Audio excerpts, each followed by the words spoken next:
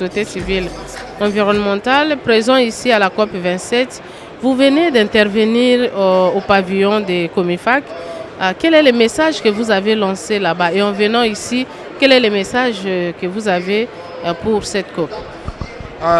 Nous avions beaucoup plus insisté sur le fait que nous sommes en avance parce qu'on était avec d'autres pays du bassin du Congo, que nous sommes en avance, que nous avons beaucoup d'expérience et de leçons, enfin d'expériences qu'on a tirées, positives et négatives, dans l'ensemble de tous les processus. Nous avons aussi parlé d'abord de progrès. Nous avons démontré quel était le niveau de progrès, qu'est-ce qui a marché. Nous avons aussi essayé un peu de dire qu'est-ce qui n'a pas marché et on a des défis et après on a donné quelques attentes que nous avons par rapport à toute la discussion. Et le progrès, c'est que nous avions eu déjà un premier pas qui n'était pas, le premier financement n'avait pas de repères et que donc on a essayé un peu de s'organiser, mais ça a connu beaucoup de problèmes, de difficultés que nous avons surmontées. Et l'idée ici, c'est de construire sur l'existant. Et l'existant, c'est de voir maintenant comment est-ce qu'on peut améliorer tout ce qui n'a pas marché dans la première partie, notamment les questions liées à la maîtrise de la dimension du pays, à la maîtrise même ou à la crainte des risques fiduciaires qui était un problème qui chaque fois revenait avec les agences des Nations Unies. Et donc, c'est tout ça ce qui a constitué notre discussion. Notre discussion s'est apesantée aussi sur le CEDEN. Nous avons aussi insisté sur le fait qu'en RDC, les documents sont toujours très bien faits et toujours participatifs, on les valide. Mais une fois dans la mise en œuvre, il y a toujours des problèmes. Et c'est là où nous insistons que le CEDEN, dans le développement de plans d'action, soit plus participatif, soit plus inclusif et que ce soit plus concret.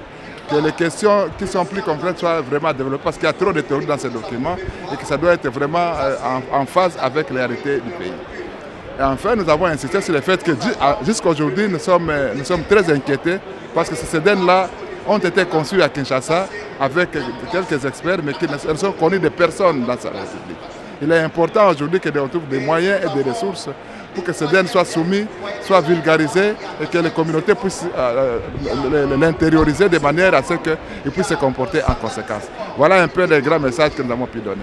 Heureusement, il y a un autre message qui est allé dans le cadre de la crainte de certains pays, notamment le Gabon et le Cameroun, sur la façon de travailler des CAFI. Nous avons insisté sur le fait que nous, comme société civile, nous sommes pris en amont et nous avons travaillé en avance. Il ne s'agit pas aux partenaires de venir nous demander comment nous allons travailler de manière participative. C'est à nous de nous battre. La société civile doit se battre au niveau national avec le gouvernement pour qu'il soit pris en compte et pour qu'il puisse participer à ces mécanismes-là. Voilà un peu brièvement. Vous suivez justement ce processus il y a de cela quelques années. Quelles sont les leçons que vous avez tirées et que vous avez partagées avec les autres? Les leçons, nous l'avons dit encore ici, la première leçon, c'est que d'abord c'était un mécanisme, un processus que nous avons commencé nous-mêmes.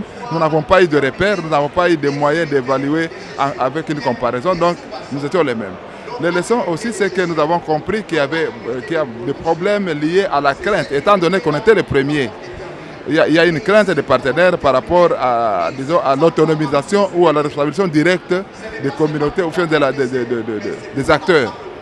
Et ces leçons-là nous ont amenés à ce que nous avons compris que beaucoup de programmes ont eu des lourdeurs pour avancer parce qu'ils ne savaient pas évidemment absorber les ressources compte tenu des restrictions liées aux procédures des agences qui étaient en train de mettre en exécution.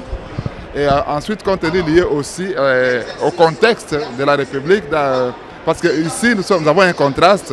Les provinces forestières sont dans les milieux les plus reculés avec moins d'infrastructures et les agences tiennent à ces genre de sécurité pour aller sur le terrain. D'où ça faisait qu'il y a des retards dans la livraison des semences, dans la livraison des matériels, des intrants. Et tout ça, ça a posé des problèmes et ces leçons-là, on les a tirées. Et ce que nous avons proposé, nous, c'est d'avoir des financements directs et distincts pour les entités nationales pour relayer ces procédures-là. Et nous estimons que dans la deuxième partie, ces financements pourront aider à ce que là où les risques fiduciaires ou les engagements procéduraux sont plus compliqués, qu'on puisse engager les organisations de la société civile qui parfois travaillent dans des conditions plus difficiles et acceptent de sacrifier pour les communautés.